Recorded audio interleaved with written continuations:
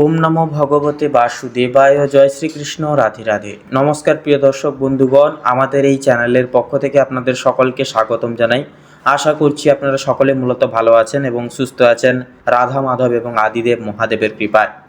বন্ধুগণ, আজকের এই পর্বের মাধ্যমে আমরা বৈদিক জ্যোতিষের আলোকে আলোচনা করব কালপুরুষের রাশিচক্রের দ্বিতীয়তম রাশি তথা শুক্র গ্রহ দ্বারা বিভাজিত গুণ সমৃদ্ধিপূর্বক রাশি বৃষ রাশি তথা বৃষভ লগ্নের জাতক জাতিকাদের সেপ্টেম্বর পরিমার্জিত সময়কালের 15 তারিখ থেকে শুরু করে 30 সেপ্টেম্বর এই সময়কালের ব্যবধান ঠিক কোন কোন গ্রহ নক্ষত্রের গোচর এবং বলয় আপনাদের সাপেক্ষে শুভ ফল বর্ষিত করবে, কোন কোন বিষয়গুলি থেকে একান্তই আপনারা লাভ প্রাপ্তির মুনাফা অর্জন সংশ্লিষ্ট করতে পারবেন, কোন কোন বিষয়গুলি থেকে একান্তই আপনাদেরকে সাবধানতা প্রতিবিম্ব করে অবলম্বন করে চলতে হবে। আপনাদের পারিবারিক জীবন থেকে শুরু করে প্রেম সম্পর্ক, শিক্ষাক্ষেত্র, অর্থনৈতিক দিক, আপনাদের প্রত্যেকটা স্থায়ী বিস্তারিত জীবন, প্রত্যেকটা বিষয়বস্তু জুড়ে কিন্তু আজকের এই পর্বে আলোচনা করব।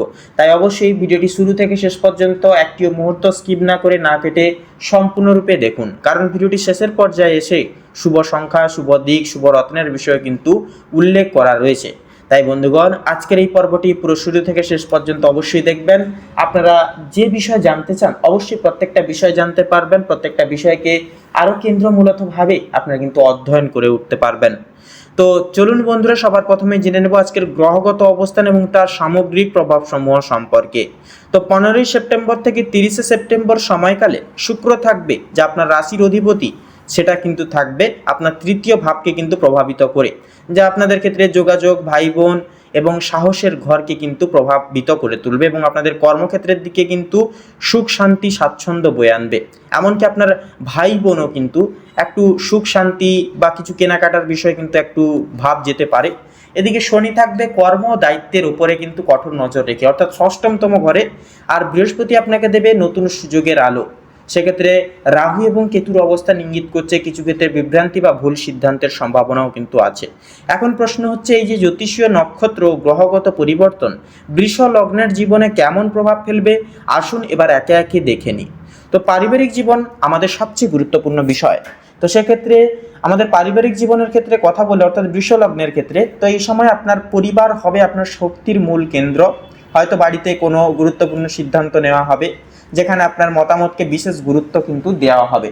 তো তার পাশাপাশি দেখা যাবে যেটা, সতর্ক থাকুন, কোনো পুরনো ভুল বুঝাবুঝি আবার মাথাচাড়া দিয়েও কিন্তু উঠতে পারে। তাই মনে রাখবেন, ছোট্ট একটি হাসি বা নরম কথাই বড় সংঘর্ষকে এড়াতে পারে বা এড়িয়ে চলতে পারে। আপনার মা বাবার প্রতি দায়িত্ব বাড়বে আর ভাই বোনদের সঙ্গে সম্পর্ক আরও সুদৃঢ় হতে পারে, কারণ যেহেতু শুক্র কিন্তু আপনাদের তৃতীয় পক্ষে অবস্থান করবে। যদি পরিবারের কারো স্বাস্থ্যগত সমস্যা থাকে তাহলে 20 সেপ্টেম্বরের আশেপাশে উন্নতির খবর আসতে পারে। তবে 27 সেপ্টেম্বর থেকে 29 সেপ্টেম্বরের মধ্যে ছোটোখাটো মানসিক অশান্তি আসতে পারে, কারণ রাহু কেতুর সঞ্চার কিন্তু পুরোপুরি আপনাদের দশম এবং একাদশ বিভাগে কিন্তু অবস্থান করবে, যার কারণে আপনাদের ভাগ্যে কিছুটা কিন্তু সংকট আসতে পারে। তবে আধ্যাত্মিকতার সঙ্গে আপনারা কিন্তু অ্যাটাচ থাকতে পারবেন, কারণ কেতুর উৎস থাকছে। তার পাশাপাশি আপনারা পূজা অর্চনা বলুন এবং মেডিটেশন বলুন, এগুলি থেকে কিন্তু অনেকটাই উপকৃত ফলাফল পাবেন।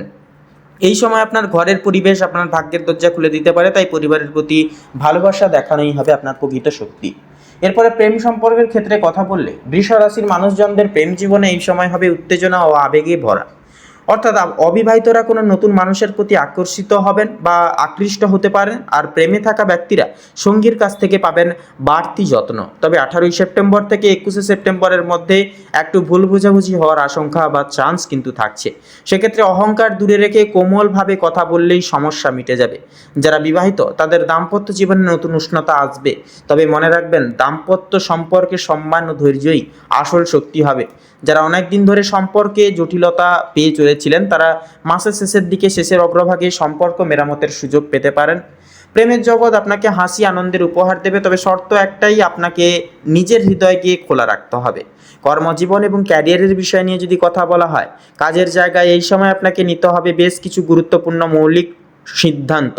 অফিসে আপনার দক্ষতা ও নেতৃত্ব গুণ প্রকাশ পাবে, আর সহকর্মীদের সহযোগিতাও কিন্তু মিলবে। তবে খেয়াল রাখুন, কোনো প্রতিদ্বন্দ্বী আপনার কাজে বাধা দিতেও কিন্তু পারে, তাই সচেতন থাকতে হবে। যারা ব্যবসায়ী মানুষজন রয়েছেন তাদের জন্য 19শে সেপ্টেম্বর থেকে 25শে সেপ্টেম্বরের মধ্যে নতুন কোনো চুক্তি বা বিনিয়োগের সুযোগ আসতে পারে, তবে তাড়াহুড়ো না করে ভেবেচিন্তে সিদ্ধান্ত নেওয়া প্রয়োজন, কারণ কর্মক্ষেত্রের জায়গায় কিন্তু শনি মহারাজ স্বয়ং কিন্তু পদার্পণ করছে, যা আপনাদেরকে কিন্তু ধৈর্য এবং পরীক্ষা নিতে পারে।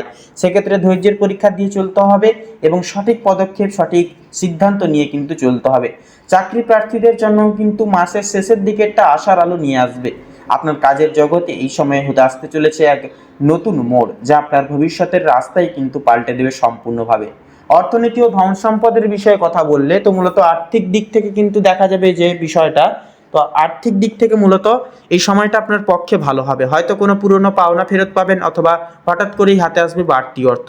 তবে খরচের ক্ষেত্রেও কিন্তু সতর্ক থাকতে হবে, কারণ পরিবারের জন্য বা বিলাসিতার কারণে অপ্রয়োজনীয় খরচ হয়ে যেতে পারে। যারা শেয়ার মার্কেট, ক্রিপ্টোকারেন্সি বা বিনিয়োগের ক্ষেত্রে রয়েছেন বা বিনিয়োগ করেন প্রতিটা নিয়ত, তাদের সঙ্গে যুক্ত, তাদের ক্ষেত্রে কিন্তু 22শে সেপ্টেম্বর থেকে 26শে সেপ্টেম্বর সময়টা বিশেষভাবে শুভ হতে পারে।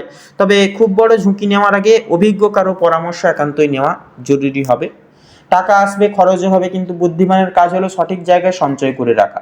শিক্ষা এবং বিদ্যার অর্থাৎ শিক্ষার্থীদের ক্ষেত্রে কথা বললে, শিক্ষার্থীদের জন্য এই সময়টা বেশ আশাবাঞ্ছক সময়কাল হবে, বেশ মনস্কামনাবাঞ্ছক সময় হবে। যারা প্রতিযোগিতামূলক পরীক্ষায় প্রস্তুতি নিচ্ছেন বছর স্বার্থে, তাদের জন্য 24শে সেপ্টেম্বর থেকে 30শে সেপ্টেম্বর সময়টা খুবই সহায়কপূর্ণ হবে।